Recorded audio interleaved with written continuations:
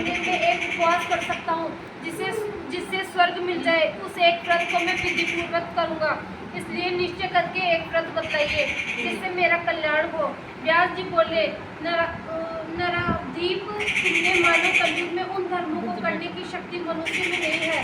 सरल उपाय, थोड़े धन और कम परिश्रम से महाफल प्राप्त होता होने की विधि मैं तुमसे कहता हूँ, जिसमें सब पुराणों का सार है। जो दोनों पक्षों की एकादशी का व्रत करता है वह नरक में नहीं जाता। व्यास जी का वचन सुनकर भीमसेन पीपल के पत्ते की तरह कांपने लगे और डरकर बोले, हे पिता, मैं क्या करूं? मैं उपवास नहीं कर सकता, इसलिए हे प्रभु, बहुत फलदायक एक ही व्रत को मुझसे कहिए। व्यास जी बोले कि वृष या मिथुन के सूर्य के ज्येष्ठ मास में शुक्ल पक्ष की सफला एकादशी है, उसका यत्न पूर्वक निर्जल उपवास करना चाहिए। स्नान और आचमन में जल का निषेध नहीं है। मासे पर स्वर्ण का दाना जिसमें डूब जाए उतना ही जल आचमन के लिए कहा गया है। वह शरीर को पवित्र करने वाला है। गौ के कान की तरह हाथ करके मासे भर जल पीना चाहिए। उसमें थोड़ा या अधिक जल पीने से मदिरा के समान होता है। और कुछ न खाए, नहीं तो व्रत भंग हो जाता है। एकादशी के सूर्योदय से दूसरे दिन सूर्योदय तक जलपान न करे। ऐसा करने से 12 महीनों की एकादशी का फल उसको बिना यत्न के मिल जाता है। फिर द्वादशी को सवेरे निर्मल जल में स्नान कर ब्राह्मणों को जल और स्वर्ण दान करे। फिर व्रत करने वाला कृत्य होकर ब्राह्मणों सहित भोजन करे। हे भीमसेन, इस प्रकार व्रत करने से जो पुण्य होता है उसको सुनो। साल भर में जितनी एकादशी होती है उसका फल इस एकादशी के व्रत करने से मिल जाता है, इसमें संदेह नहीं है।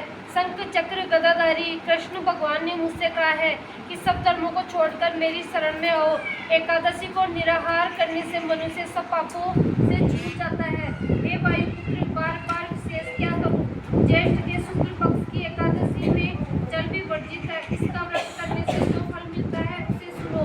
सब तीर्थों से जो पुण्य होता है और सब दान करने से जो फल मिलता है उसे सुनो। सब तीर्थों से जो पुण्य मिलता है और सब दान करने से जो फल मिलता है वह फल इस एकादशी का व्रत करने से मिल जाता है।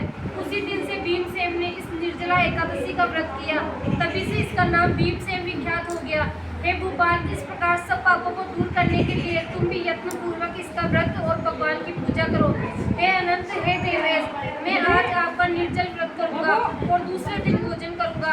इस मंत्र को पढ़कर सब पापों को दूर करने के लिए इंद्रियों को वश में करके श्रद्धा पूर्वक व्रत को करूंगा। केशव भगवान को प्रसन्न करने के लिए आचमन के सिवाय एकादशी के व्रत में दूसरा जल ग्रहण नहीं करूंगा।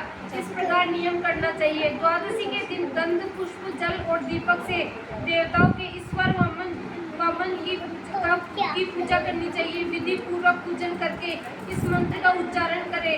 हे देवताओं के ईश्वर, हे ईश्वर के ईश्वर, हे संसार समुद्र से पार करने वाले, जल से भरे हुए कलश से दान से उसे परम गति दीजिए। ऐसा कहकर ब्राह्मणों के लिए शक्ति के अनुसार कलश देने चाहिए। इस प्रकार जो पवित्र और पापों को दूर करने वाली इस एकादशी का व्रत करता है वह सब पापों से छूटकर परम पद को प्राप्त होता है।